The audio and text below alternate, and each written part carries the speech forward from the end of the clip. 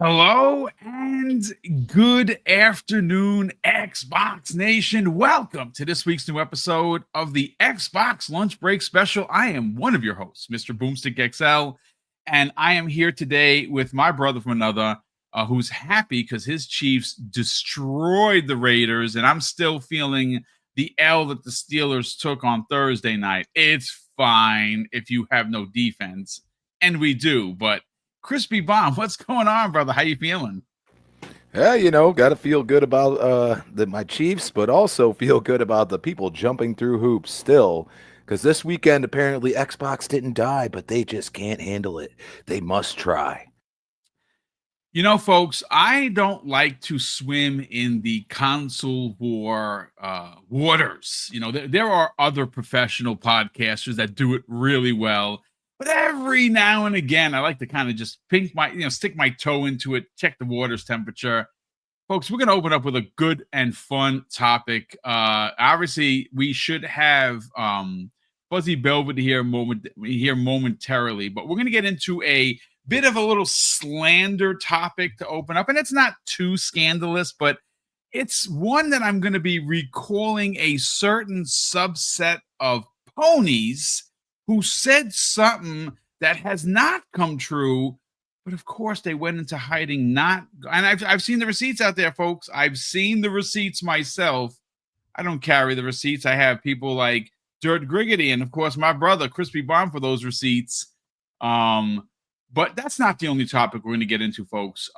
There is a lot of talk still with the Xbox Ally and the Xbox Ally X.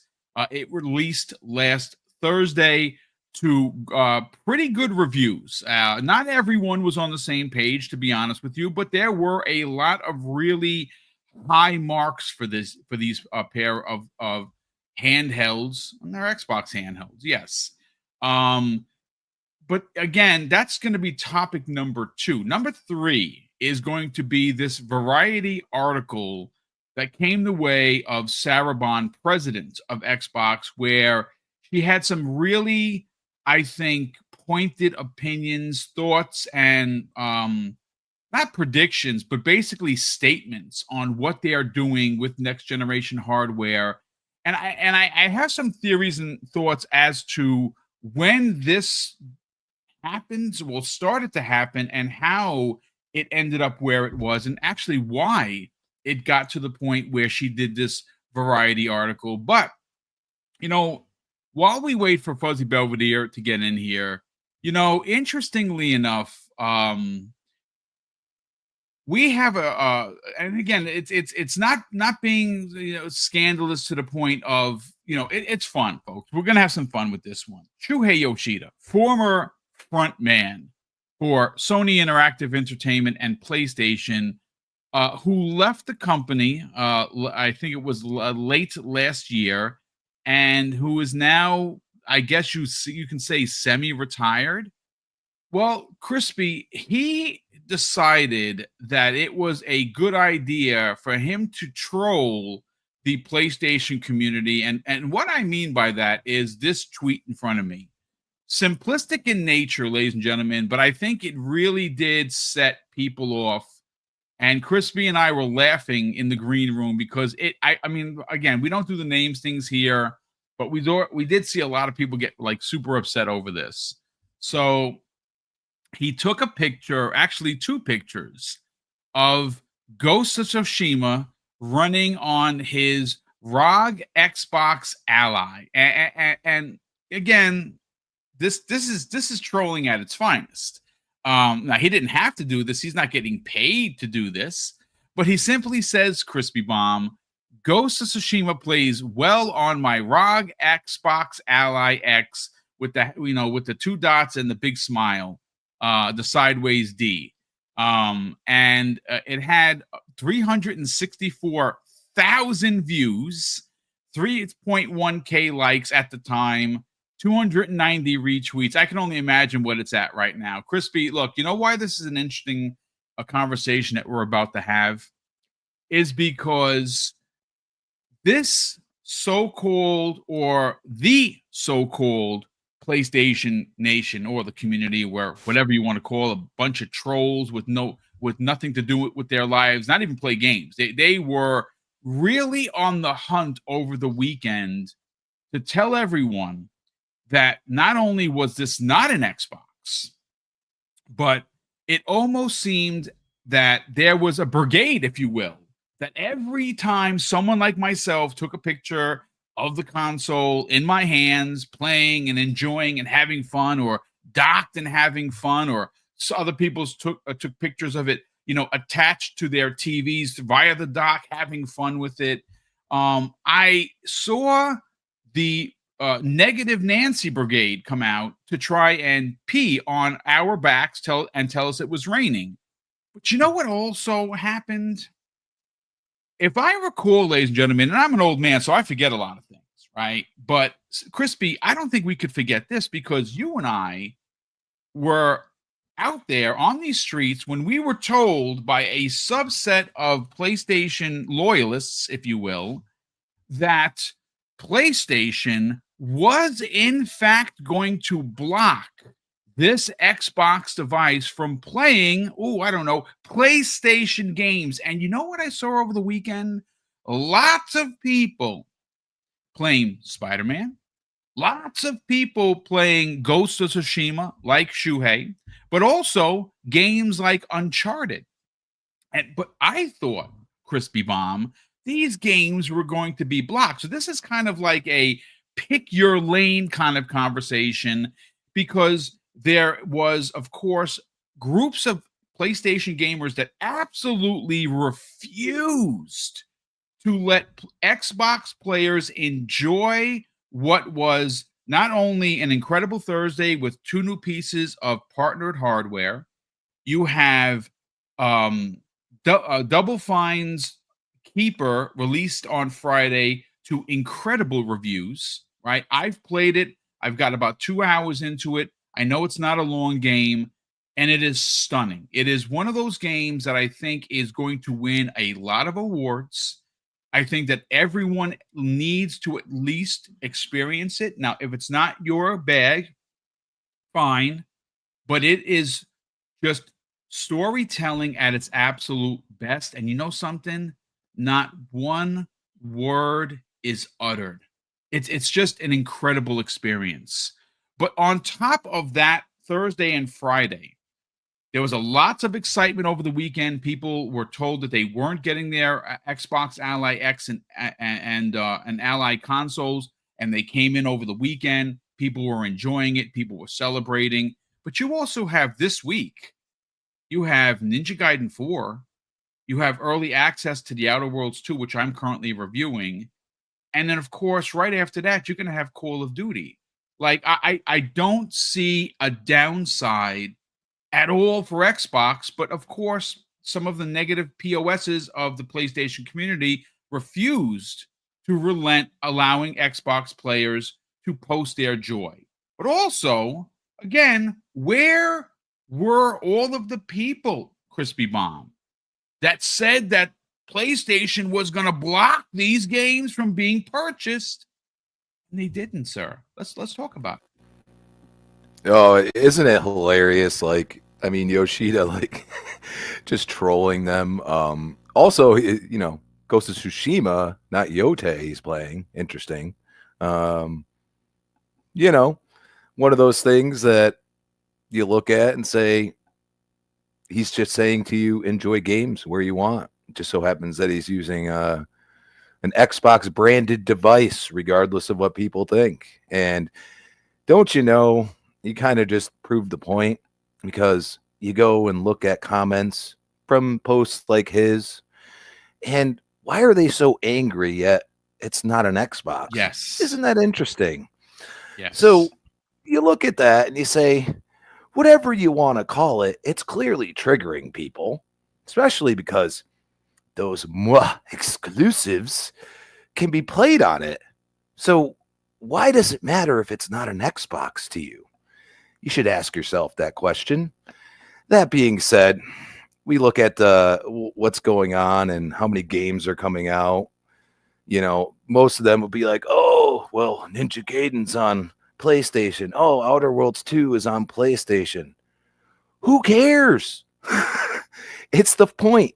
We got games that are coming from studios that Xbox has helped or has, realized into this situation. And now all of a sudden we have all of these games coming out. Has it taken years? Yeah, but it's just the beginning. This is what's going to happen. And if a game comes out or doesn't, that's up to you. Do you want to pay? Do you want to subscribe to Game Pass? That's up to you. Xbox has told you, we're not really in the business of caring anymore. Now, some people are getting mad about that still. And it's a redundant thought process. And I think that's the microcosm of what Yoshida is pointing out. Why is it that big of a deal anymore? Like if you want to get serious, PlayStation, you could play half their games on Steam anyway. You can buy them, you can not buy them. You're going to get to the point. I mean, I've given Boom plenty of posts about them wanting to go multi-plat more and more because of the people they're looking for to join their company. Okay, let's be honest here. It's the days of this huge console war, exclusives. It's dying because people aren't buying these games on just one single platform. People want to play where they want. And I think it's just funny that all these guys came out here and said they're going to block this. Why would they? They're trying to get sales, and these IPs aren't exactly brand new. So what are we talking about here? It's just a lot of goalposts moving. We're used to it in the Xbox community. We see it all the time. We're not ones, there's a subset, but most of us are just like, hey, you want to play the game on PlayStation and buy it, go ahead. And I think this is the realization, and I think I brought this point before. I hate that they've raised it $10, but right now, what is Sony coming out with that is really, breaking the doors off besides Yotai? I don't see a lot. Everybody's already talking about Wolverine. I mean, we got games coming out right now. I mean, and of course, if you're a PlayStation gamer, by all means, buy it. But I think that's where, it's an unfortunate thing that you raise the price and, the competition doesn't really have a lot of games coming out. So I say, hey, if you like that ROG Ally, get it.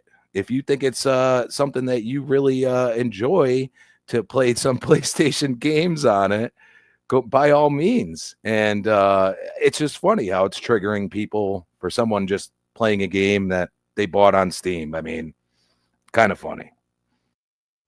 You know what's interesting? Well, first of all, shout out to Frank F in the chat. He says they couldn't play Yotai as it's not on PC yet. That's a great point, Frank. So first of all, thanks so much for being here, brother. Thank you for the comment. Well, that wasn't my point. My point is, No, he's not playing on PlayStation. Like he could go and play the brand new one on PlayStation. He could have used his portal, and obviously had it running on his thing. But it's a great point. The reason why I bring it up is because this is another poor decision from Sony Interactive Entertainment not to do day and date, because and again, I'm not saying Xbox players would have run out to buy Yotai, but maybe they would have if it would have been available, because you have a lot of people like myself that are multi-platform gamers, right? I've already played Ghost of Tsushima. I've platinumed it. I have not played Ghost of Yotai yet. I didn't buy it, but if it would have been on Steam and I would have caught a sale on it, I would not have minded actually buying it on Steam and playing it on my ROG.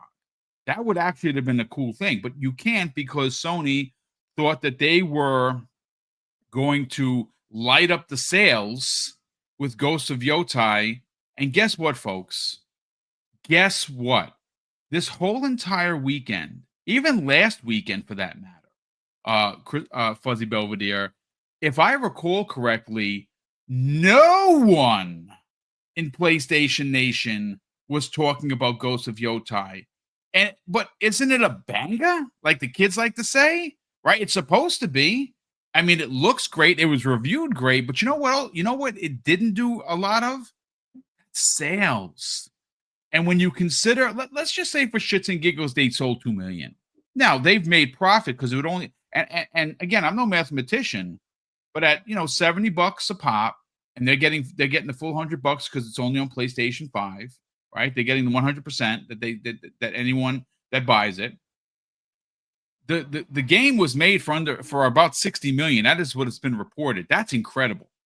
That is an absolute incredible number considering how how the game is. It's supposed to be as big as Ghosts of Tsushima, which is awesome. But if there are 80, and again, folks, the numbers keep changing. Let's just say again, for shits and giggles, it's 80 million PlayStation 5s in the wild, and 2 million were sold. 2 million for profitability. They made their money back, right? They made the game is profitable. That's great. But I'm sure they didn't want to sell only 2 million copies. They were hoping to sell 5 million copies of a sequel to one of their best new IPs in years. Ghost of Tsushima is a masterclass level game.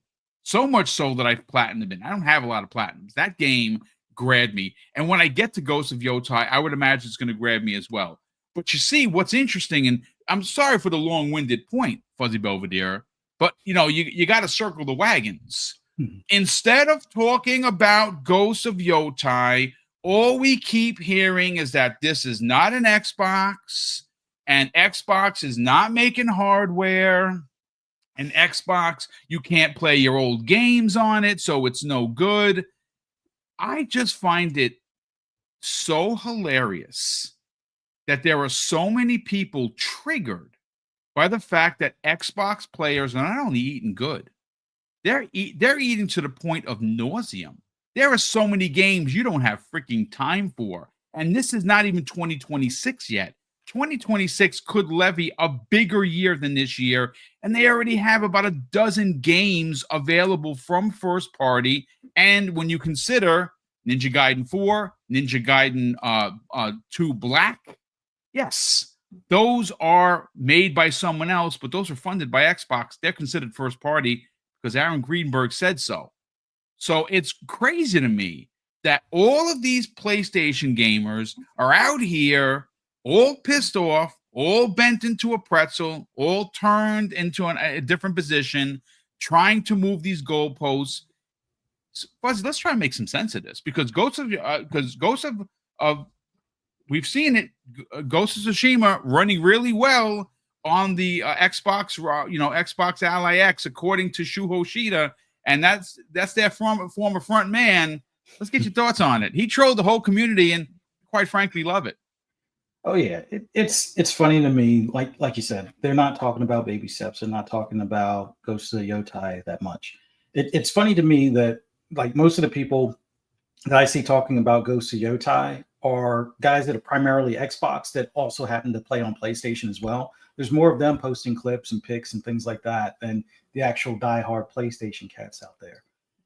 I think it's funny because they spent most of their time, like you said, saying that this isn't an Xbox and stop having fun. It's that meme that they see a group of people having fun with this device that in some cases they would probably want to get themselves, or they may have already picked up, but they don't want to tell the world because, their image or their brand. But yeah, it's funny to me that, so many people are focused on what Xbox is doing. I mean, if they're dead and they're supposedly third place, then why even pay attention? Why even bother? Why take the trip to Target to try and show that your local Target in San Diego doesn't have Xboxes? I mean, there's plenty of controllers there. There's plenty of game cards there, physical copies. Well, let's see. Last time they did numbers, 90% of the Xbox community are digital as far as their purchases. When it comes to PlayStation, I think it's somewhere in the high 80s. That's globally. Now, if you just want to focus on the UK, yeah, I guess physical still matters over there for some strange reason. Physical hasn't mattered on PC in decades, but if people want to hold on to physical, and I get why, although be it that it's not as useful as it once used to be, but it's just funny to me. More people are spending time nitpicking at Xbox as opposed to enjoying their hobby. I don't understand it. Like I look on social media for like 5 minutes, scroll. Oh, another knucklehead saying this isn't an Xbox. All right, let me go back to playing Street Fighter, or let me go back to playing Hades 2, or let me go back to playing Donkey Kong Bonanza or Forza Horizon 5 or any of the other hundreds of games that I currently have, or even some of the ones that are recently releasing, like Keeper, which I want to get to at some point. And I think, Ninja Gaiden 4 is dropping tonight. So yeah, I don't see where they really find the time to worry about a device or a brand or a platform that they seem to hate. It just feels weird to me. Like, I'm not the biggest fan of, like import cars. I'm more of a, American muscle guy, but I'm not on like civic forums bad mouthing them. Like, I don't have the time nor the desire to waste my time to do stupid stuff like that. Like, to me, if I'm about gaming, then it's about playing the games as opposed to complaining about a platform I have no interest in. I used to do that with Nintendo, and I picked up a Switch 2. I've said it before. I kind of regret my purchase because it gets the least amount of use. Like, I use my Quest 3 more than my Switch 2, but that's a me thing. Growing up as a Sega kid. But once again, when it comes to this Xbox Ally, PC handhelds, that it's got a roadmap of other updates that they're working on. Rumor has it that they're going to do emulation. We don't have to talk about a rumor. We could just say PC handhelds have been doing emulation for years, much to Nintendo's chagrin.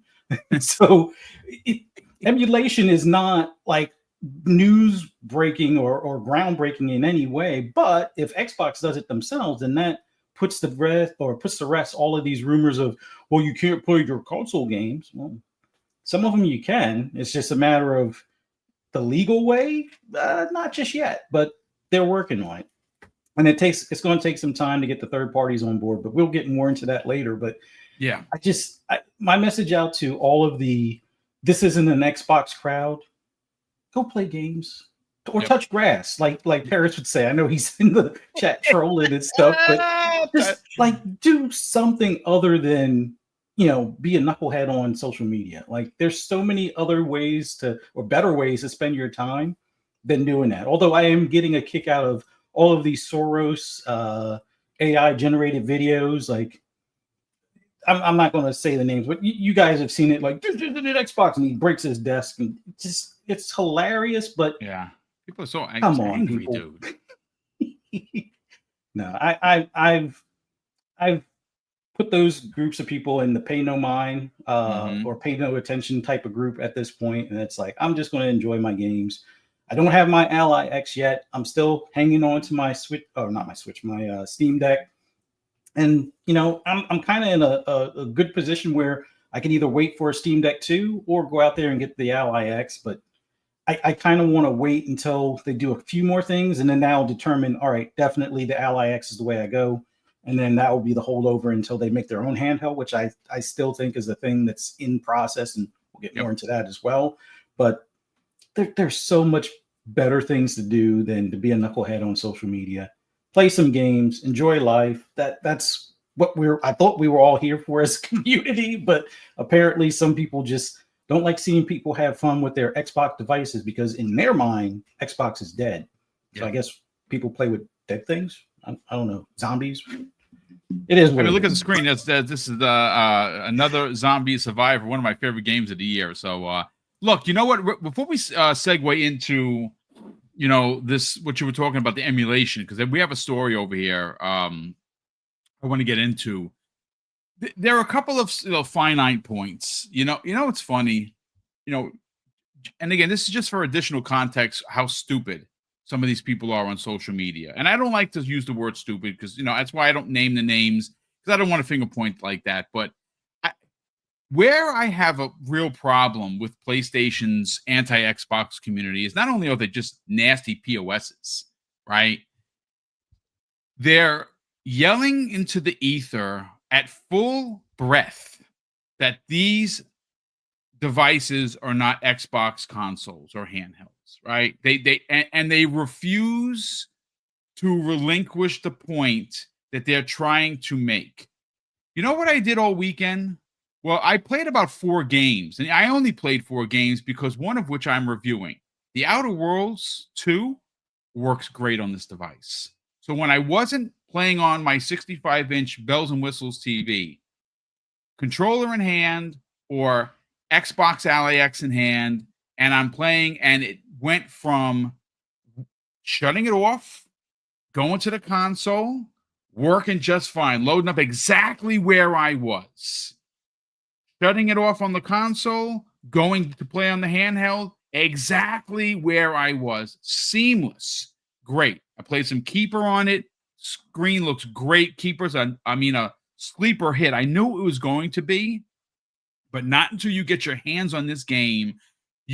From the second that game opens up, you are just mesmerized on how amazing that game is. And the whole, long-winded point here is that if you just look, again, one of the running conversations is you can't play all of your Xbox games, so it's not an Xbox. And people like literally having tantrums on social media over this. Well, here's a couple of points.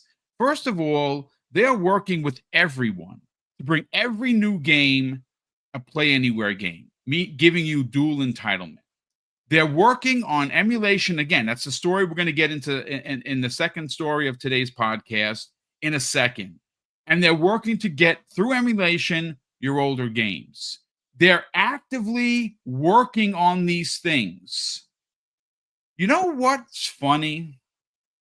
And if we're pointing fingers, where is PlayStation Nation to point the fingers at Sony? Because if you are a Sony player like I am, and you own Spider-Man 2 and Spider-Man 2018 and Ghost of Tsushima and all of the games, I own every Last of Us, I own all of the Uncharted, I own them all.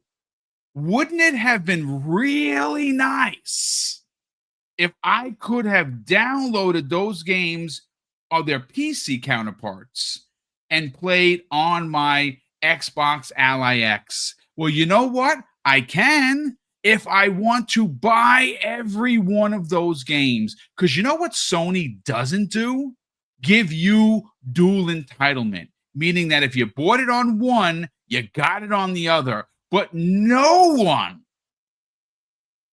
including the press, ever says that aloud. I wonder why that is. But yet, this is not an Xbox. You can't play all your games and everything else in the middle. Folks, I'm here to tell you, and I know that there might be one or two people in the chat that are part of this problem. Folks, for the love of gaming, go play some freaking games instead of worrying about what we are calling an Xbox or not, about what games are dual entitlement or not. If I'm not complaining, don't complain for me. What you need to do is stop. If Xbox, like Fuzzy just said, if Xbox is dead, then pay it no mind. Keep it moving. Stay on Team Blue and go play Baby Steps. Go play Ghost of Yotai. Oh, that's right. Nobody bought it. I wonder why that is. It's not because it's not a good game. Game is amazing looking, and it's probably an amazing sequel. But you know what the problem is with PlayStation Nation? Lots of talking, and they have like super. You know what I like to call the PlayStation Nation? Tyrannosaurus syndrome. Really short arms, super deep pockets, so they can't buy any games. So again, we're having some fun here. And all I can say, like I think even Paris said it on a tweet regarding someone's ridiculousness. Go touch some grass. Go pick up a controller and go play your games. If PlayStation is your brand of play, enjoy what you're doing over there. Just don't come over here to be a dick. I'm sorry, because this world is effed up as enough as it is, and we don't need that. So with that said, let me just catch up on the one. We have actually two member chats here. One of which is Look at Me, the broke boy, who's been a channel member, ladies and gentlemen, for 15 months. Thank you so much, Will, for that, bro. He says this. Also, remember when PlayStation fanboys said next Xbox wouldn't be a traditional console and made by a third party? Never seen a group so mad about being right. We're going to get into that, brother. We got to talk Sarah Bond in her Variety interview. That's going to be topic number 3. We also have Bounty in the chat, who's been a channel member for, a whopping 52 months. Dude, that is incredibly generous of you. Thank you so much for the support, Bounty. He says, I'm not on social media. Good for you, kind sir. But I have to ask a question, a question name. One PlayStation product or game that went viral is always Xbox being talked about. Look, PlayStation has an incredible legacy of first party games. It's why I have a PlayStation. It's why I still own it. Now they have lost their way. They absolutely have lost their way. Leadership made some decisions going back to Jim Ryan where they were chasing, the gas game, thing. And unfortunately, he was fired, and they had to reset. Now, I'm not gonna bring up the whole woke thing because everyone's like, "Oh yeah, Naughty Dog's next game is woke because she's, this." Look, folks. I have no doubts that Intergalactic is going to be something special. Because it's Naughty Dog. I'm not going to get into the woke aspect of it or anything stupid like that. It's Naughty Dog. They make great games. Now, maybe you don't always agree with some of their takes. Maybe you don't agree with leadership. Fine. I'm not going to fight you there. Have your opinions. But they're going to get back to being PlayStation. I don't think, though, they're ever going to get back to the PlayStation 4 days. When you look at like those back-to-back years that they had, you go back to 2018, 2019, 2020, even 2021, they had a lot of momentum, man. They really did. Their games, listen, I'm going to say this. If their games are samey to you and they're just not your bag, that's okay. That's why I like them. I like their games on how their stories are told, and I've beaten them all. And when they come out with new games, I will play and beat those games as well. The question he's asking is, have they had a viral hit in a long time? No, they have not. Not in years. As a matter of fact, the last 3 years they have limped their way through the last 3 years with first party. Now, again, we're not talking console sales, folks. I didn't want to see it in the chat. It's consoles. They sell a lot of consoles. Awesome. That's great. But they also want to sell a lot of software as well. And the software that sells, unfortunately for PlayStation, is mostly third party. 87 to 89% of their sales, maybe even a little bit more than that, is third party. That's what it is. And who are buying? Who are those 90+% of people? It's the normies, ladies and gentlemen. It's the casuals that are keeping them afloat. If it wasn't for the casuals, they'd be DOA because their fan base, the loud ones, the POSs that we were just talking about, they don't buy games. They go on social media and rage. That's just what they do. But, ladies and gentlemen, we got to get into topic number 2. And of course, I'm going right back to Crispy Bomb. So, Crispy, look. Over the weekend, there were a lot of folks, including myself, enjoying the Xbox Ally X and Ally Proper. It sold very well. I don't know what the sales numbers are. They have not put those out there, but I would imagine in the coming days, maybe even coming weeks, we'll know how many actually sold. Again, when you drop $1,000 console, which, we'll talk a little bit about from what Sarah had to say in her Variety interview, it's going to price some people out. Even the $600 one is an investment. $600 in 2025 is not easily as attainable as it was 3, 4, 10 years ago. And a lot of people don't have that extra spendable money. If you look at what happened with, like, for instance, Dirk Riggedy, I guested on the Gaming Circle podcast on Saturday, and shout out to Dirk's community, man. He was on the fence of buying it. He threw it out there that he does have a Best Buy card, but, he had, put some stuff on there because he bought a washer and dryer for his daughter, which of course is what a dad is going to do, which of course, shout out to him. And just out of nowhere, the community just stepped up in a big way and just $10 after $10 after $10 after 20 after 100. Web Dave did something privately to his PayPal. It just was so beautiful to see. And I wasn't in the chat live, unfortunately, because I would have donated. Mrs. Boone and I would have sent money over as well.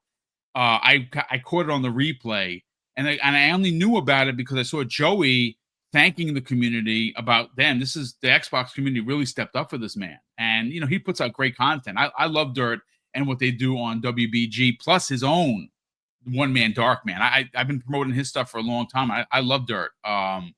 And it was great to see.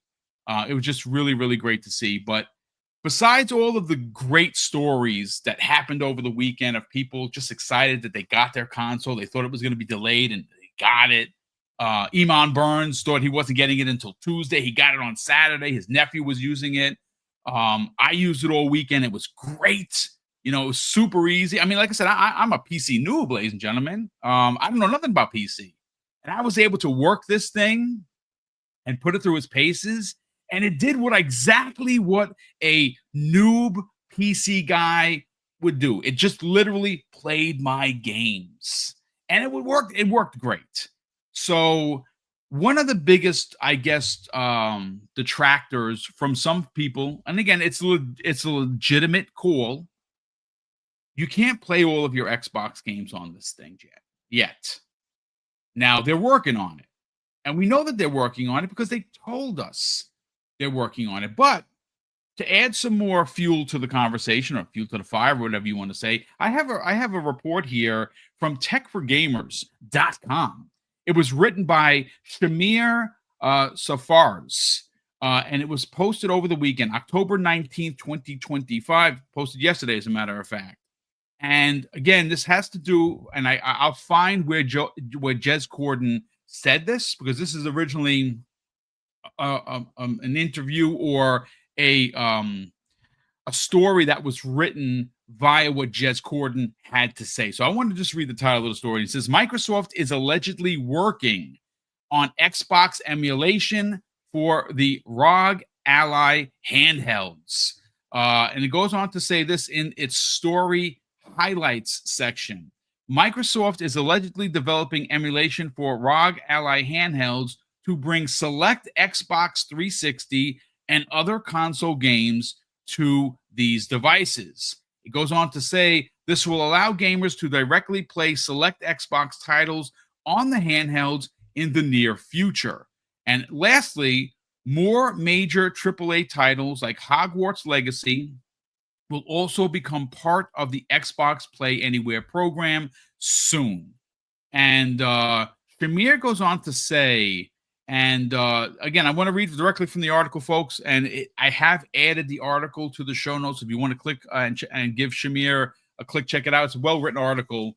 It goes on to say, the ROG Ally handheld sold like hotcakes after pre-orders went live, proving that the demand is there. However, the new lineup has also been criticized for various reasons, including its high pricing and for not natively playing the entire Xbox library. And of course, that is legitimate criticism.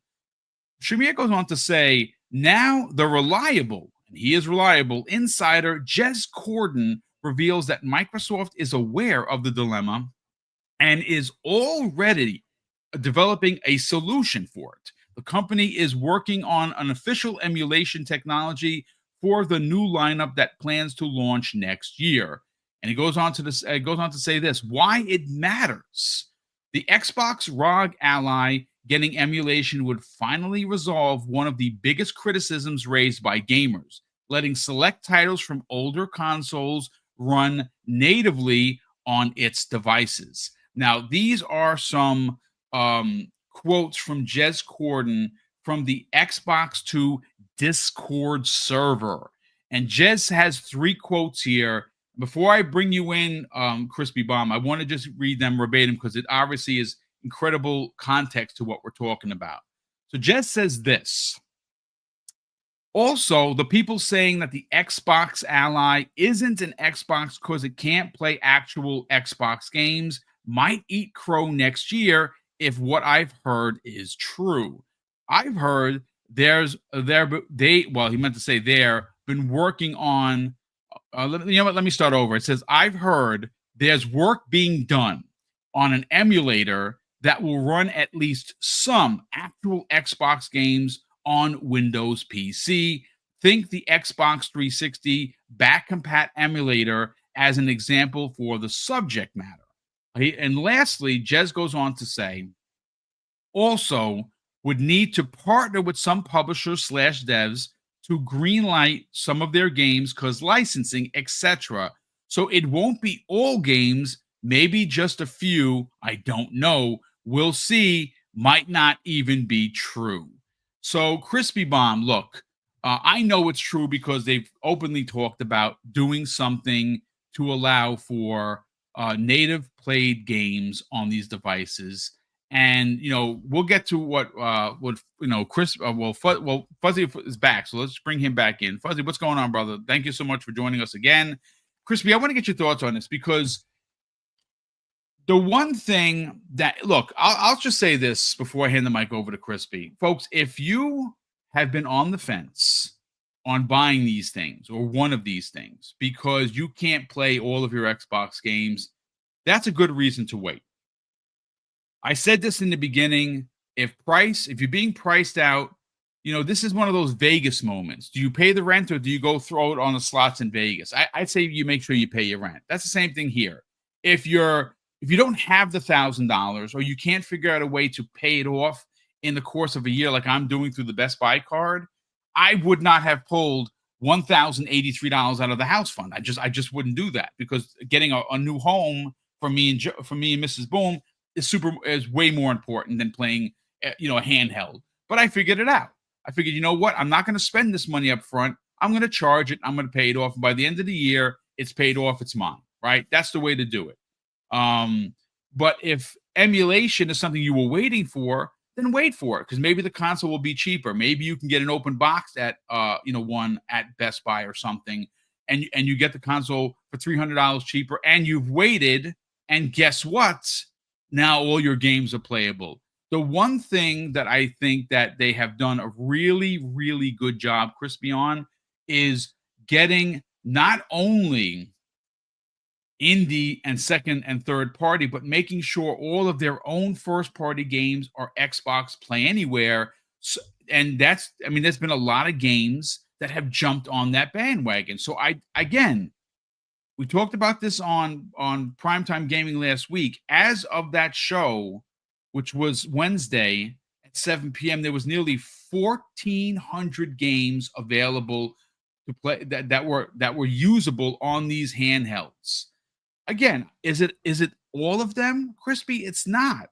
But no one's twisting your arm or putting a gun to your head and making you buy this thing. If you want to wait for the kinks to be worked out or all of these games to be available, do so. But at least we know that not only are they listening to the consumer, but they're actively working on this. Let's get your thoughts, man. Man, I didn't even know it was 1,400. That's a lot. 1,400 games. It was like 1,396 or something like that. Yeah, it's okay. I guess to some people it's not a lot. I mean, I don't have the time as it is to play half the games that come out on Game Pass. So, that said, I mean, it's a legitimate argument. I mean, yeah, sure, you could, do a few, cloud and all these other things that you could play some of these games. I understand people don't want to do that. I mean, and I think if you look at, just in the past like 10, 15 years, I mean, emulation, most people use it illegally. So, other than that, there's companies still trying to do these things, and trying to make it, logical for them. I mean, you see Nintendo, starting to do these things with their services and stuff like that. That said, you also realize that there's a lot of licensing involved.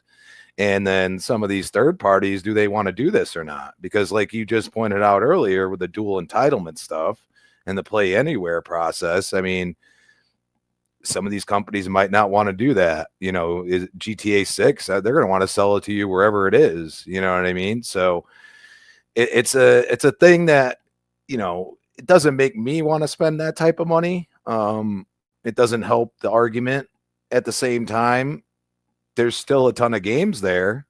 So it's really your preference. I mean, we've all pretty much said, as this thing has, been announced and has finally come out, it's a work in progress. And for me, I'm really looking at the future hardware that's going to go under my TV. Is this going to be the benefit from it, working through these problems? Because if they don't work through them, then they deserve the smoke again. So right now they have a console out, and I've seen reviewers say, hey, like when the Steam Deck came out, it had a lot of issues too, and now they've worked through them. So is this a problem that shouldn't happen? Sure, but at the same time, it seems like a regular thing that we've been seeing, even with games like coming out with their day one updates. So they're working through the problem, they're being transparent about it, at least in some way, and they usually listen at least to certain things, not necessarily when it comes to money, Xbox, but at the same time, like when it comes to the gaming experience, they seem to work through these things. They look at all the updates we've gotten over just the Series X and S cycle. You know what I mean? There's just tons, and they have the insider program for a reason, to have feedback. So as this thing keeps going, hopefully we see more, and hopefully this emulation thing actually transpires. I think it's going to. So you know what? I want to just shout out Drake Williams. I'm going to shout out Double K24 because they both make two separate points. And one of the points was that Nintendo's consoles still can't play most of the GameCube games. And that's Nintendo, right? Drake Williams goes on to say PlayStation 5 can't even play PlayStation games. You can't play those natively. You have to play them via the cloud, right? Like you can't download Resistance Fall of Man or any of those, right? You have to play them through other means. So I think it was Double K that says, yeah, as you see, it's only Xbox that has to have every game playable, otherwise it's not an Xbox. And he says triple standards. Again, this is one of those moments where the goalposts moving is blatantly obvious, right? But let's bring in Fuzzy Belvedere. Fuzzy, I want to continue reading a little bit of the article because, of course, it's well written. And Shamir goes on to say, while talking on the Xbox 2 Discord server, Jez Corden explains that Microsoft is working on the emulator that will in fact play Xbox 360 and other console games on its handhelds. However, only a few games would be supported by emulation due to various complications.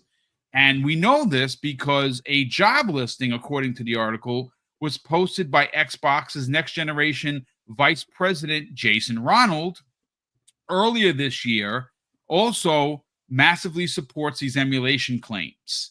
And again, they're literally looking for someone to take a lead position in Xbox to help with emulation. I mean, I don't know how much more you need. It's one of those situations where no matter what is said, no matter what evidence is brought forth, it's not, I guess, realized by a lot of the anti-Xbox community. Fuzzy, let's get your thoughts on this emulation, because again, if Xbox is doing it, yes, they're going to work on all of their games, of course, but they're going to have to get third party and second party and even some of the indies involved. And you know what the truth of the matter is? One of the biggest running narratives that I think, again, this is just from a business, I'm putting on the business hat for a second, folks. If you read the socials, one of the biggest points I keep seeing is if a game is Xbox Play Anywhere, now it's on my radar. Why? Because they can do exactly that. The purchaser can play everywhere. Their TV, their console, their PC, their handheld, wherever, their tablet. And that is something that we know Xbox is actively working on, because it is going to be a driving force for someone to purchase a game. Let's get your thoughts on this, man. Yeah, I think as someone that does pay very close attention to those Play Anywhere titles, like right now I have roughly around 300 out of the 900 or so games that I own that are playable. I think this is going to be the way moving forward, trying to get those third parties on board. The emulation part, I don't think is as technically difficult as some might think. Perfect example. Look at it this way. If you're able to do remote play or, cloud play on these games, then emulation shouldn't be too far fetched. Making it into a small packaged app or something that can be played through an app or an old reference in exe shouldn't be that difficult, but the licensing aspect is going to be the biggest thing. And I think us as gamers, we should probably start leaning on some of these publishers, especially ones like Rockstar or Take-Two, that would love for us to double dip, triple dip, or quadruple dip, much like what we did on Grand Theft Auto 5, where you either bought a copy on the 360 or PS3, and then you bought one the following generation between the Xbox One and the PS4. And then some of us continue to buy another copy on PC, and last hurrah was for this current gen of console. So there are going to be publishers that are going to fight this tooth and nail. Don't expect to see those as Play Anywhere without some sort of special circumstance that we might want to be prepared for, whether that's that game never goes on sale, it's always at full retail, or if it's something like, hey, you want to buy a multi-license just short of buying the game twice, something where it's like, oh, it's a $10 upcharge and you'll be able to play it on your console, your PC, your phone, your TV, your tablet, and what have you. But the fact that they're working on emulation and have announced it through job listings and such, and the word behind the scenes is that they have been doing this for some time. And some of that is carryover for what allowed us to have the original Xbox and 360 games on the Xbox One. Some of it was a bit of emulation, and it's a little bit harder on PlayStation side of doing this, at least for the PS3 generation. So really don't expect anything anytime soon, although some of those games are able to be emulated through illegal means on a PC. But that's something that I would even encourage PlayStation only players to, start pushing for them to do something about that beyond just the cloud streaming. I mean, that's probably my biggest frustration with Nintendo right now, is that they're not able to resell me Super Mario Brothers or Mario World 3 or whatever. I have to stay on that online subscription, which, all things considered, it's fairly cheap. It's like $20 for a year or $30 for the year or something like that for just one account. But I would rather be able to buy that app or that game digitally and be able to own it and not have to continue subscribing to play it. But I'm not buying a Super NES or Super NES on eBay. And the mini that I have, I don't like even when you fill in the full screen on like a 4K TV, it just doesn't feel the same in comparison to being able to play it on like the Switch 2 or whatever. But there's so much that you can do with this handheld device. Emulation is something that I would say expect in the next couple of years, more than likely when they have the under the TV box, which hopefully we see holiday of 26. I would expect that these devices will probably get a update or be in a beta where it's like, whatever they call that, like the test ring or whatever, will probably be the guinea pigs in testing it and making sure it plays smooth. But as many have stated in the chat right now, you can do the cloud stream or remote play through your console. So at least in the interim, until they get that off the ground, as far as the emulation aspect, you still have those other options. It may not be the best option if you're on the road, but depending on your home Wi-Fi versus the Wi-Fi at the hotel, or using your phone as a hotspot, in a lot of those cases, as far as when I use my phone as a hotspot, it works pretty well. I have gig up and gig down for home, and then I have a 5G hotspot set up for my phone. It plays really well. Now, if you don't have gig up and down, your mileage may vary, but the emulation, I would say, at least for first party, expect it. There's still a handful of titles, like I've mentioned before, that I wish they had the cross progression turned on or have that figured out. And a lot of those games that don't have that are the games that were made by Bethesda or Activision well before the acquisition. So something like Fallout 4, I have a separate PC save and separate console save, and they don't seem to mix. But pretty much everything since Fallout 4, all of those saves seem to work, whether it's Prey, whether it's Wolfenstein, things along those lines. So they have a few more things to work on, but the emulation is probably the most encouraging aspect for a lot of those, at least on the digital side of things. Because I hate to pick on the physical crowd. You're not going to have a way to really put that disc in the handheld. Sure, you could connect the disc to the handheld, but I think because there was that pushback with the whole DRM and the Xbox One generation, and it seemed like people didn't really hop on board on the digital only Xbox One. I think that whole idea for the physical disc add-on is kind of nil at this point.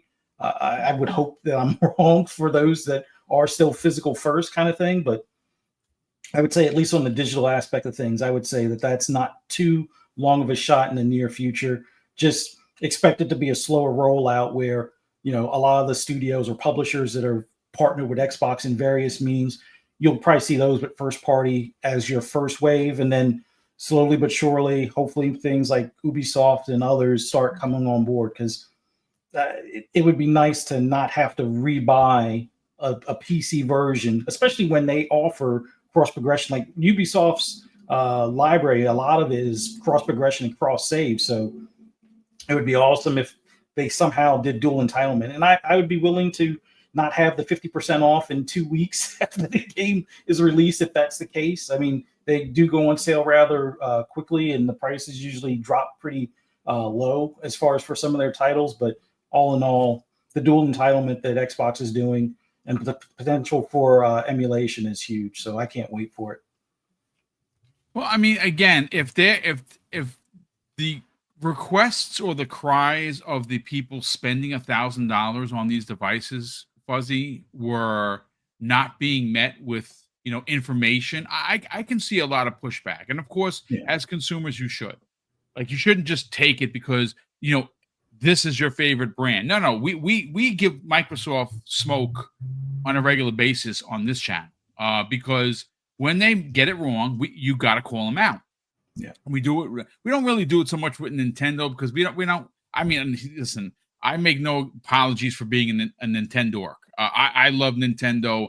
I got over 100 physical games sitting right here, and I got about 100 games digitally. I love my Nintendo Switch 2. I play it every single day, and it's again, it's a family thing for me because Mrs. Boom loves it, and so does my nephew Tyler. And we play we all hang out together and we play Mario Party or Smash or whatever.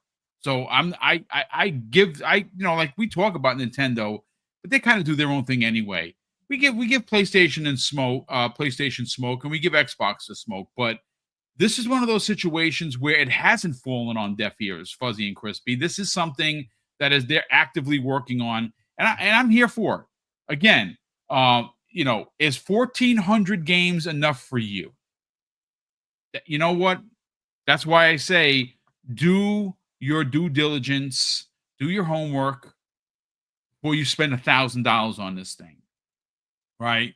Don't be like Game Rant, which we're going to get into tomorrow, which posted, I think, 7 times in a matter of 16 hours about how their $1,000 is a waste. Literally not retweeting it, but just reposting. It is another terrible example of just using the dreaded Xbox tax for clicks. Again, we'll talk about that tomorrow. But so Laquan in the chat is asking, what game is this in the background? This is called, and literally it's called this, another zombie survivors. That's what you got to look it up on. It's one of my favorite roguelites of the year. It's basically vampire survivors with zombies and really great freaking graphics. Except what's different with here is that you're just not solo. If you just tuned in, you can get up to 2 additional people in your party, and it is great. It's in preview. It's not. I mean, I think it's only available on Xbox right now because it's preview. But I think it was like 20. I don't know if it was like $20. It was under $20. I have put, I want to say, 60 hours into this game. A couple of weeks ago they just released the 4th or 5th level. I think there's a total of 6 levels. The last one hasn't released. At least I haven't checked. But yeah, check this out. This is really, really good. But Gentlemen, let me catch up on super chats. We got one here from Look at Me, the Broke Boy drops a very generous $5 super chat and says, boom, for us old timers, Atari website opened up pre-orders. I saw that for the Intellivision retro console with 45 games, wireless controllers, and overlays.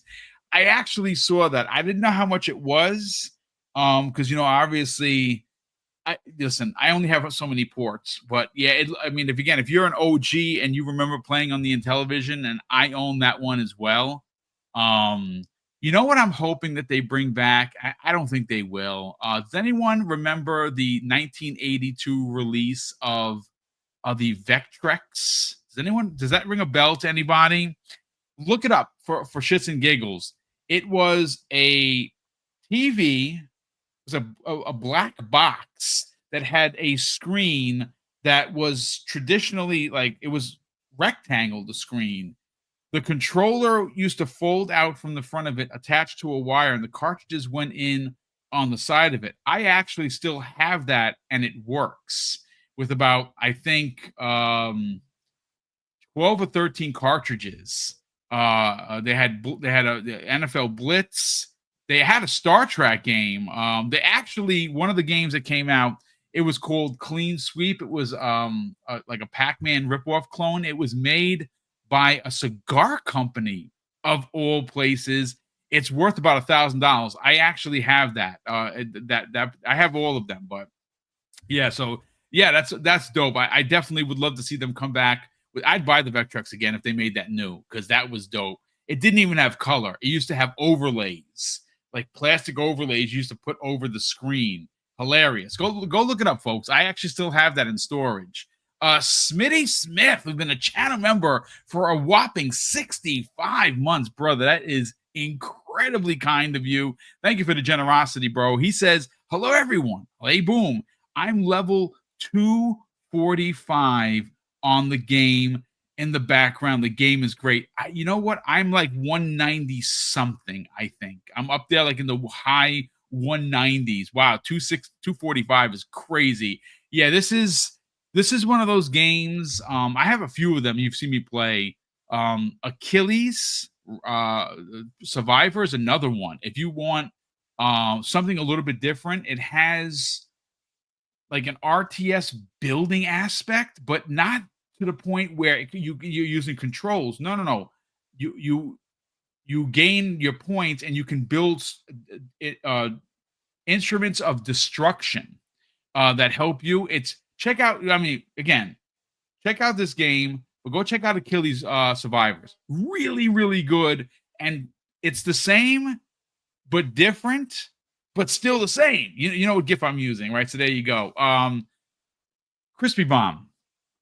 We have to get into this Variety article. Now, I have the Variety article, but I also am going to use an article that was posted by Jez Corden of Windows Central, one half of the Xbox 2 podcast with Randall Thor. This comes the way of windowscentral.com/gaming. And he goes on to say, and I say Jez Corden goes on to say, Microsoft triples down on Xbox hardware's commitment while also teasing first-party gaming handhelds. But will it actually happen? Well, that's a good question. We're going to try and break that down here. In the subcategory, Jez goes on to say, very pointedly, I might add, the rumors of Xbox's first imposed demise have been greatly exaggerated after Xbox president Sarabon took to Variety to reiterate the firm's commitment on its gaming's hardware. So I have what she said in front of me, and this is just one of many quotes. So, folks, it's a long article. I've included all of them. The Variety article, I included the first topic that we talked about, an article there, as well, of course, as Jez Corden's, which I just added moments ago. But this is the direct quote from Sarah Bond while she was being interviewed by Variety. And Sarah goes on to say, we are 100% looking at making things in the future.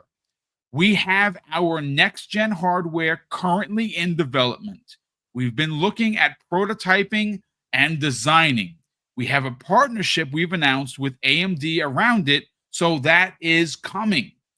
What we saw here was an opportunity, while she's referring to the handhelds, what we saw here was an opportunity to innovate in a way and bring gamers another choice. In addition to our own next generation hardware, we are always listening to what the players and the creators want. When there is a demand for innovation, we are going to build it. Now, Fuzzy and Crispy, and I'm going to go to Crispy first on this. Again, if you just look back at the last 4 weekends, the first weekend that I'm referring to was the backlash for the $10 price increase, which I still gives Microsoft smoke for. I think it was the wrong time. I think it was $5 too much in my personal opinion, but it's the smoke that they got was righteous and well-deserved. Weekend number 2 came the way of getting out of hardware. Oh no! Xbox is dead for the 715th time in the last 10 years. Okay, fine. And then, of course, the third weekend, and then this weekend, there wasn't any negativity except for the POSs of PlayStation Nation, you know, the toxic MFs that I'm talking about that wanted to ruin Xbox gamers' fun with this not being an Xbox and this not playing all the games and blah, blah, blah. We talked about that already. But I think that when you look back, Crispy, to, I believe it was on Wednesday, she was interviewed by ABC News, where she brought a reporter to Seattle, and they talked about the Xbox Ally and the Xbox Ally X. The reporter got some hands-on time with it, right? We saw that in the interview. And Sarah took this reporter to a place where they are currently prototyping and testing consoles with an S. But then they doubled, well, according to the article with Jez Corden, tripled down on the fact that they are making hardware. And I really do think that these pair of interviews, one from ABC and one from Variety, were in conjunction with what happened a couple of weeks ago, where on a Sunday, someone from Xbox had to come out and be like, listen, these are all fabricated lies. We are making hardware, and that's it, right? It was a very short and sweet statement. But again, I don't know how many more times they have to do this. I don't think that they do. I think that, yes, there are going to be OEM hardware. We just saw a pair of them released last Thursday. Like Fuzzy Belvedere just said, there is one expected in holiday of next year for this box underneath the TV. I think it's going to be Asus, personally. I don't know that for sure, but that's just my take on it.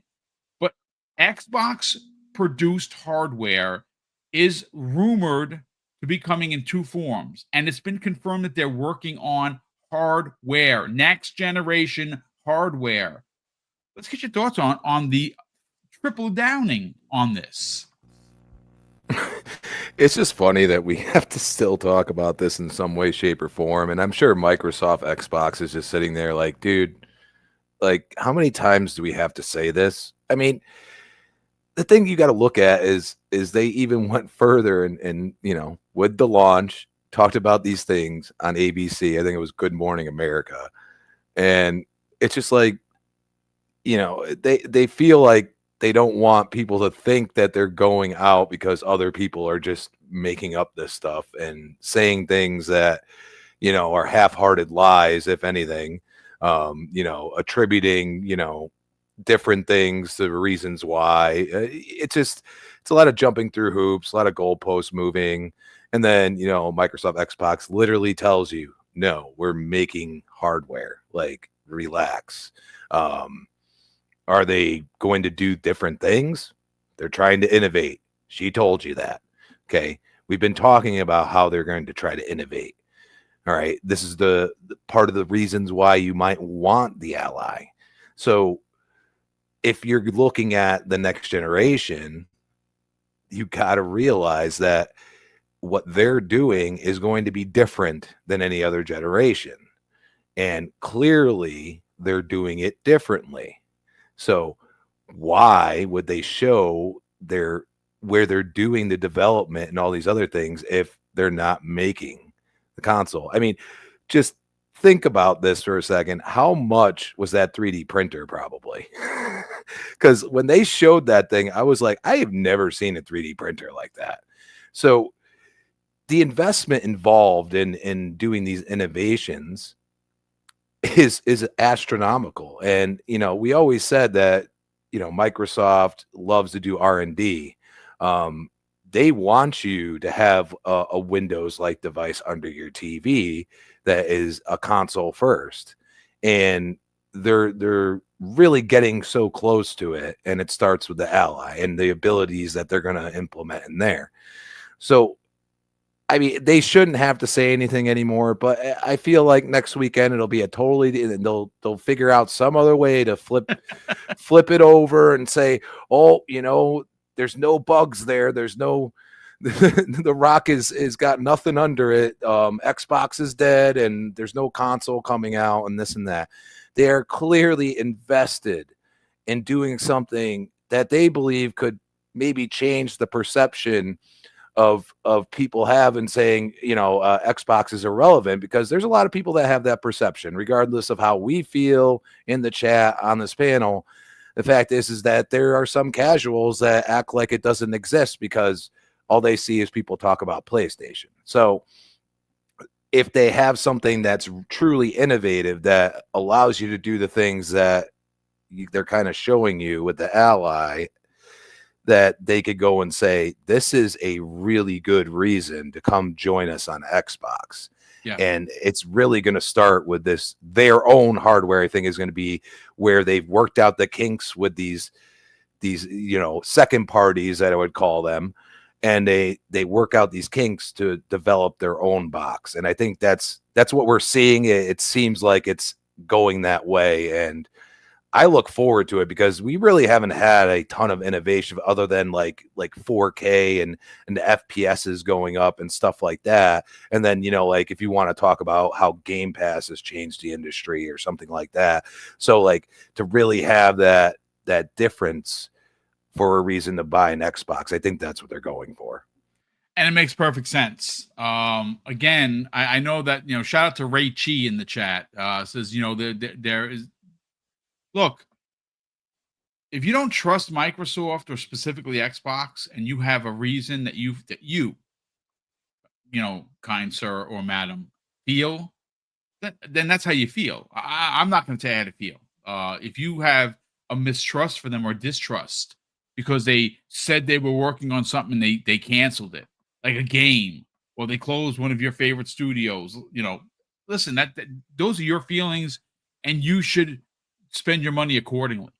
But Fuzzy, I have a quote here from Jez that I want to read. I want to give some of my personal context as to why I believe there is going to be additional hardware, even past the next generation, which again is apparently and supposedly releasing in 2027 with their own dedicated hardware. In the article, Jez Corden says, I think Sarah Bond's comments about hardware can still be taken as cautionary if you were a concerned Xbox customer. Microsoft has been pretty flaky on supporting its consumer products over the years, eager to cut and run at the first sign of trouble or real competition. Now, that's where I'm going to pause because I want to give my own thoughts on this. So, folks, look, you've heard me say this. And I really believe in my heart of hearts that this is the de facto reason why there's going to be Xbox hardware. So check this out. And again, I don't have a business degree. Folks, this is just common sense. If we are going to be fair, right, because we don't know the official number, let's just say, for shits and giggles, Fuzzy, that Xbox Game Pass has 40 million subscribers. Now, could that have taken a hit after the price increase? sure a lot of people left. A lot of people. Did 1 million leave? Did 2 million leave? Did 5 million walk off the page? I don't know. Again, I don't agree with the $10 increase, but for me, as the consumer who buys a lot of games, the value is still there. And I've told you this before, as long as I could find an alternative way legally to pay for these 3-month cards, I will go out of my way and do my due diligence as a good consumer. But rounding and circling the wagons back to my point is, if 10 of those 40 million subscribers are on PC, right? And we're being fair here with the numbers. We're not over exaggerating. If there are 30 million subscribers left on console, and what consoles would they be, Fuzzy? Well, that would be the Xbox One and the Xbox One X and S, or your series consoles, right? Mm-hmm. That's where you're playing Xbox Game Pass. If they were not to make hardware, their own dedicated hardware, where they're getting all of these subscription services, which we know that last, not quarter, but their last fiscal report, they made over $5 billion in Xbox Game Pass, and they spent $1 billion, which, again, no mathematician here, folks, that's a $4 billion profit. So again, if we're being fair, if you want to give them the smoke, that's great, not a problem. But to suggest that there's not going to be hardware, what do you do with the other 30 million subscribers? They're all going to move to PC? Of course they're not. They're going to stay where they are then. So it doesn't make any sense. But I want to get your thoughts on the tripling down of Xbox hardware from the New Variety article with Sarah Bond. Well, one thing I do want to say first, it almost feels like people keep on repeating the same thing, hoping that at some point it becomes true. You know, whether it's the Xbox dead, Xbox not making hardware anymore. It seems like there's a segment of the community they believe it so deeply that they continue to say it no matter what Xbox says. They could come out, Xbox could have a product announcement or reassurance announcement every other day, and people would be like, that's still not enough. I don't trust them. And I get it. A lot of things have changed from the beginning of Xbox One up to today. And some of that mistrust is warranted. But at this point, to what you just said, Boom, I think they would have a hard time still bringing in the profit numbers that they're bringing if they were to kiss off hardware altogether. Now, could they still partner just like what they did with the handheld with Asus or something like that? Sure. But I still think at least, and I always try to look at things from a pessimistic standpoint. I would say if we're going to take that stance, then this might be their last piece of first-party hardware. I don't think it is, but depending on how that launch goes and the adoption rate versus like the current Xbox One owners that are still out there that haven't upgraded to the series consoles, and those that have the series consoles, depending on how fast of an adoption rate you get from that group over to whatever the next generation Xbox is, could help determine whether that's the last of the first party hardware. And honestly, who knows in 5 or 10 years if consoles are still the go-to or the de facto way to play games. Like I still envision within like the next 10 years, console hardware will be no more than something the size of your controller with all the hardware that's in like a Series X or an S able to be squeezed into these things. And sure, you might pay $150 for that controller, but you have everything you need. Hopefully they have all of the thumbsticks at that point. But I don't know what the future holds as far as a under the TV box. Things are getting smaller and smaller. Companies are leaning more and more towards cloud, which, yes, I know that excludes a lot of people that don't have the best internet experience at the moment. But the tech is getting better and better where before, where if you had like a 25 megabit up and down internet speed, which I'll be frank, is dog poop at this point, but that's sometimes the only option out there. There are some streaming services that are optimized to work well on those. So sure, the graphic might not be as crystal clear or sharp, but it's still playable with minimal lag. Now, I wouldn't suggest that for playing like an Apex Legends or Call of Duty Online or anything, but if you're playing a single player game, it should be substantial enough to be able to get through it enjoyably. But I think as far as the options when it comes to Xbox, I don't think that they're going to completely step away from hardware. I think the big thing now is going to be that they're going to move more towards this blurred line between PC and console as far as a hybrid. Now, what does that mean for our old library? Well, we talked about, potential emulation and so forth. And I know there were a few in the chat that were talking about x86. Well, the console and the PC are both x86, but from what I've heard from those in the know, as far as developers and such, it is a difference of limitations where some of the options that we would love to have, like the POV sliders or certain other options as far as the level of detail and things, those are usually locked away when you make the build for a console versus a PC. PC, you have to basically make it not necessarily optimized, but playable on a wider variety of hardware, while the console is just basically these limited specs, maybe a previous gen and current gen, which aren't too far different. Just the memory allocation works a little bit differently. But all in all, emulation is going to be one of those things that I could see moving forward to take care of the back end of the catalog. But they still want to make sure that they have the easiest way to reach a customer base to monetize them. That's going to be the biggest thing that makes sense. Like looking back at other failed Microsoft hardware, whether you want to call the Zoom that or look at their Windows Phone, the biggest problem was the store, because they couldn't convince app developers fast enough that it was worthwhile or worth the money making an app specifically for the Windows Store as opposed to the App Store on iOS. That was their drawback for not really doubling down and leveraging their command on the PC market space and trying to use that same domination in the phone space.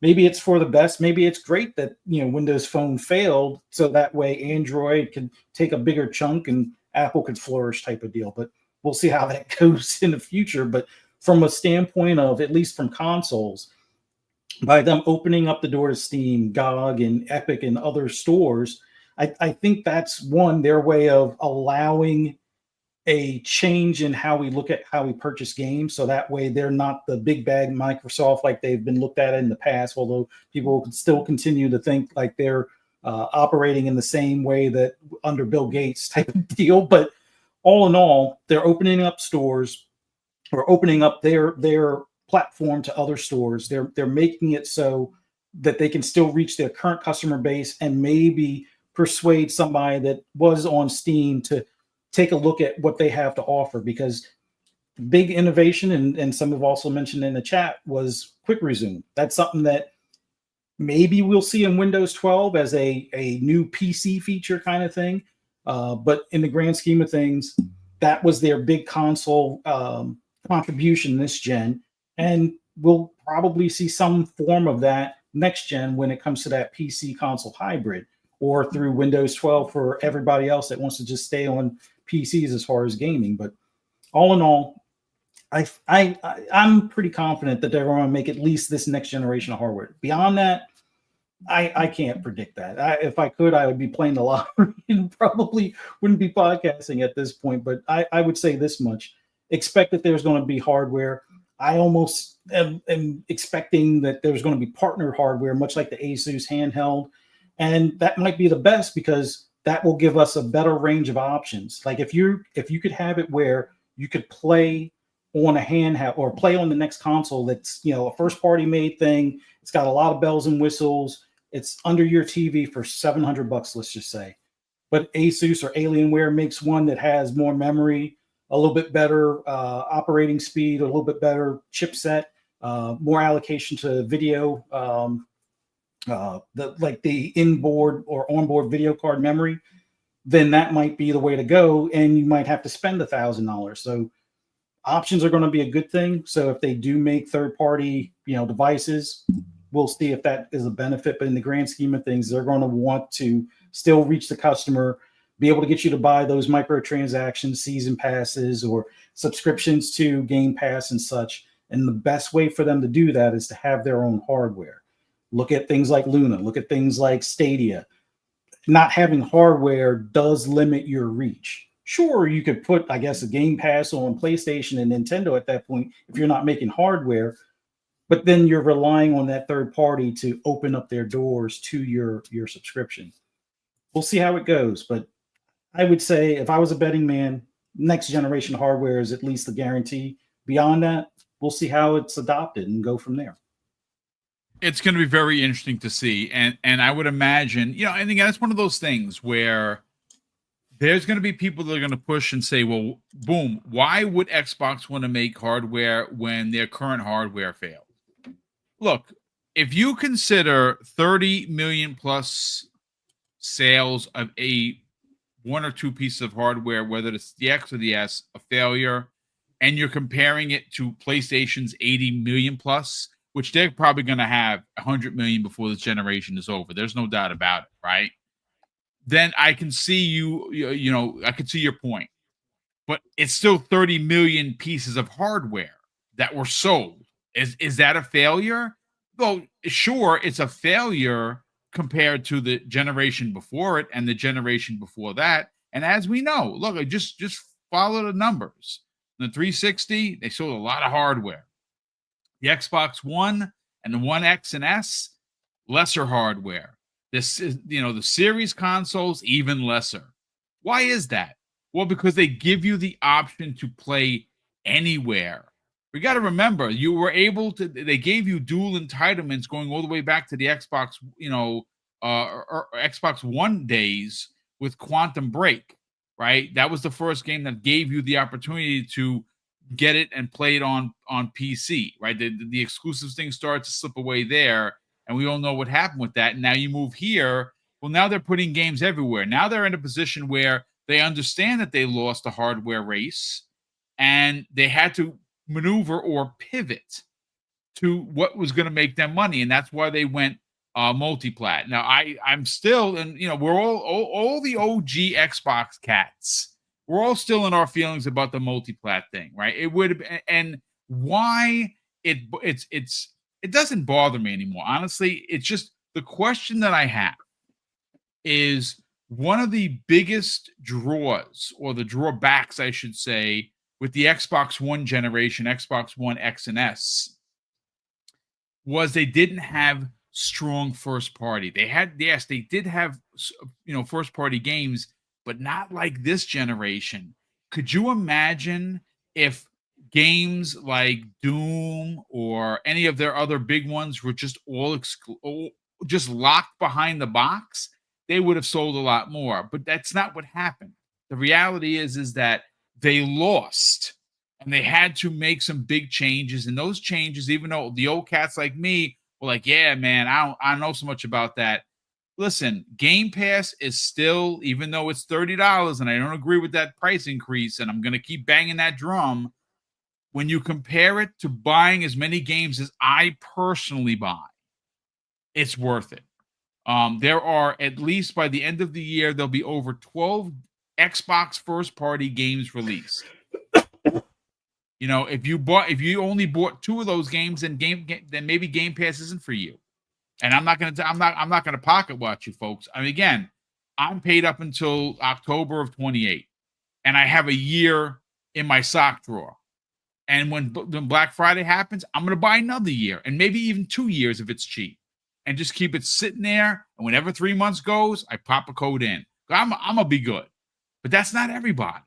So again, I'm not pocket watching folks. If Game Pass you feel isn't your bag, fine. But I think it's safe to say that when you consider 30 million customers being thrown to the wayside if they didn't do their next hardware, I would push back and say it would not only behoove them. I don't think Xbox and Microsoft could afford not to do their next hardware. And that's just my take. But, ladies and gentlemen, that's going to do it for us here. 90 minutes, 3 topics in and out. We had a great time. Let me just make sure that we are up to date with the super chats and see what we got over here. So we have a super chat from Look at Me, the Broke Boy. Drops an additional, very generous $2 super chat. He goes on to say they have a Kickstarter for a Vectrex Mini. Holy shit, are you kidding me? I am, brother, DM me with that link. I'm gonna join. I'm gonna go crazy with that Kickstarter. Oh my god, I didn't even know that. That is pretty dope. And we have a gifted sub from Game Seeker. That's very kind of you, brother. Great to see you here in the chat, and thank you very much for the generosity, folks. He has gifted 1 Double Barrel Gaming membership. So, of course, if you did get it, please thank this man in the chat. But look, ladies and gentlemen, that's gonna do it for us here. I got to get back, and I have to continue playing The Outer Worlds 2. I know, boo-hoo, but I have to have my review ready. I have about 10 hours into Ninja Gaiden, so that is going to be, I'm going to give my points when the embargo lifts. I haven't beaten the game. I only put 10 hours in. Folks, I can't play 3 games at once. Keeper, Ninja Gaiden, and Outer Worlds. The Outer Worlds, I gotta finish that review. That's gonna be a traditional Ask Me Anything. I think I'm gonna go solo with that when that's available, and I'm gonna do like some gameplay in the background, give you my review score. I'm gonna do a review in progress for both Keeper, which isn't gonna be long because that's about an 5 to 8 hour game, and Ninja Gaiden is a lot. I could not finish all 3 games since I got 1. I got all 3. It's a lot. So I will have a review in progress for Ninja Gaiden. I'll give you my thoughts. I got some hot takes, and I got some things that I don't like about the game. I'll break all of that down when the embargo lifts. I will be giving my full-on Ask Me Anything. I think it's going to be at the end of the week.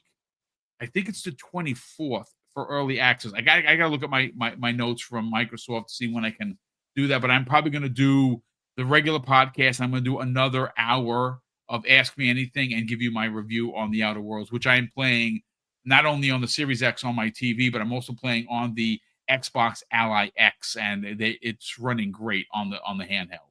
But, ladies and gentlemen, that's going to do it for us here. Hopefully, you enjoyed the conversation enough to hit the like button. If you, in fact, did like the conversation, share this out on the socials. And if you're not already subscribed, please, ladies and gentlemen, help Mrs. Boom and I in our hunt for 17,000 subscribers.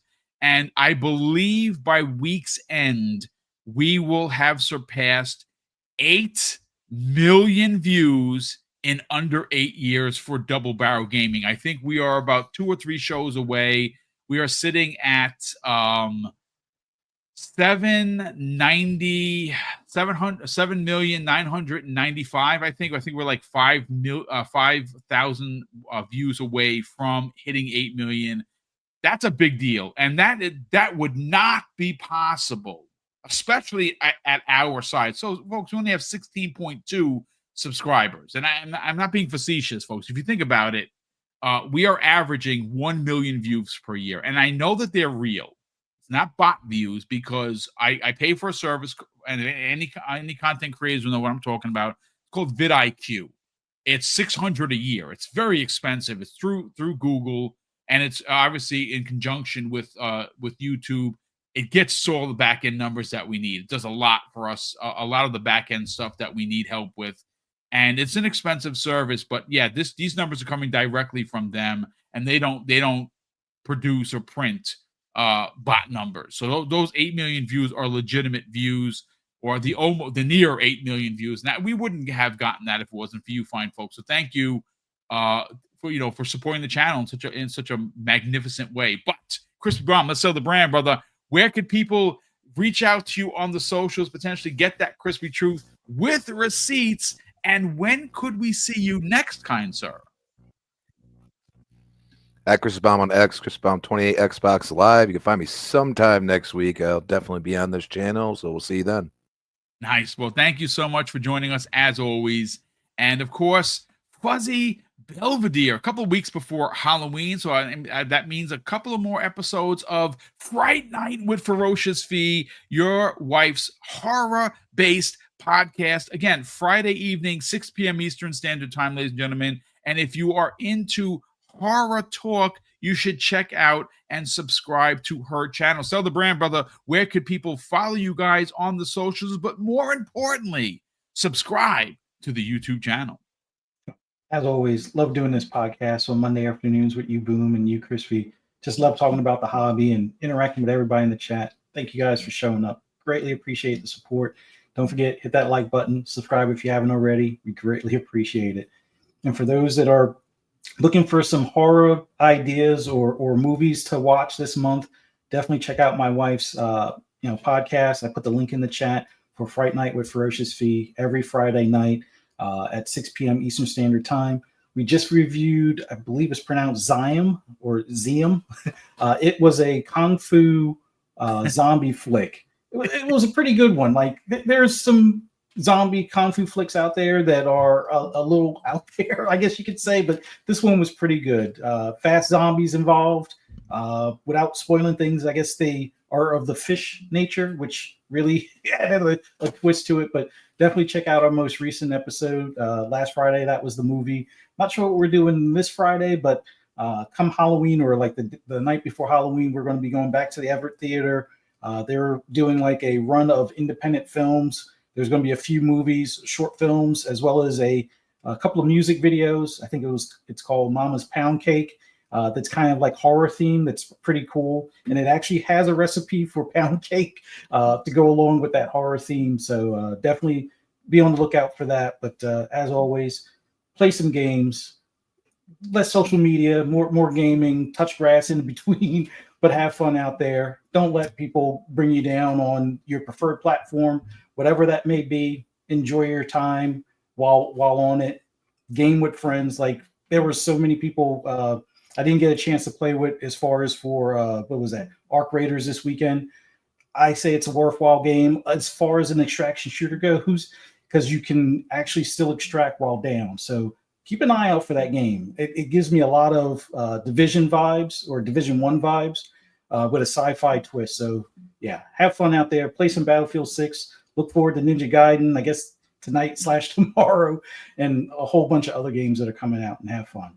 See you Friday. Indeed. Well, thank you so much for joining us. K-Med in the chat says, asking about the zombie kung fu flick. It's called Ziam. Z-I-A-M, I think, believe it is how it's pronounced or spelled. Mm-hmm. So shout out to K-Med for being in the chat, brother. Thanks so much it's for being on Netflix. Here. Oh, okay. It's on Netflix. So there you go. We're going to have to check that out. But ladies and gentlemen, that's going to do it for us. Hopefully you enjoyed the conversation. And if you did, hit the like button on your way out the door. Share this on the socials. And once again, consider subscribing to the channel. But of course, for Crispy Bomb and Fuzzy Belvedere and myself, we're going to wish you everyone a great day. It's a great way to start off the week with some good podcasting. Tomorrow's show is going to be a buck, folks. I'm here to tell you, tune in, because I think Xbox has set themselves up, or more specifically, Xbox Game Studios, as publisher of the year, ladies and gentlemen. And we have that conversation thanks to Stallion83, Mr. Achievement himself, who put out a post that I was like, you know what? It's so good. It's so pointed. We're going to have to use that as a topic. Again, we have a bunch of topics. I have no shortage of news to talk about. I think Thursday's pointed point of view is going to be about, I don't know if you got a chance to see it, Tim Dog back on Twitter. So good for him, I guess. But maybe not if you like, want to see somebody, crash. But he went after Xbox, as he's been doing, along with who? Oh, that's right. Mike Ybarra, the millionaire child man. Pretty much ridiculousness all around. We'll get into that on Thursday, but I have a lot of great topics to get into. And there's still Fallout Day happening this week, where I think, ladies and gentlemen, again, this is me speculating, you could get the shadow drop of Fallout 3 remake. Oh, well, tune in. Maybe you will.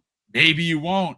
We'll know. But of course, Obviously, thank you again for checking out the show and helping the channel grow organically, as they say. And of course, the old, mom and pop way of doing things. But for Fuzzy Belvedere, Crispy Bomb, and myself, I want to wish everyone a great gaming day. And of course, close out the show with something that's incredibly important to me. Hopefully, one day, ladies and gentlemen, it'll be important to you. And that's something that my dad taught us when we were kids. And he would say, Craig, treat others how you want to be treated. And also, it doesn't cost anything to be nice. You live by those rules, son. I can guarantee you're going to have an awesome day. So take care, everyone. And we'll see you next week on the newest episode of the Xbox Lunch Break Special.